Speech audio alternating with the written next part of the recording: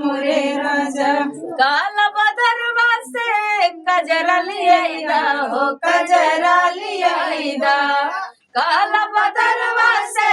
कजरा लिया हो कजरा लिया हे लाया मोरे राजा हो लाया मोरे राजा चंद्रमई के झुलनी लाया मोरे राजा चंद्रमई के झुलनी लाया मोरे राजा चंद्रमई से झगड़ा ठाना मोरे राजा हे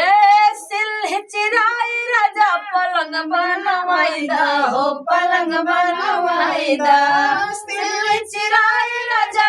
पलंग बनवाईदा हो पलंग बनवाईदा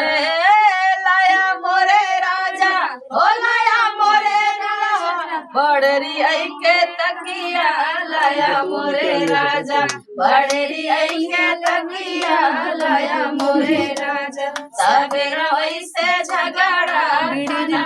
चला जाते बाहर समझ आओ गजब मंजू वही स्वर क्यों चल बनवा का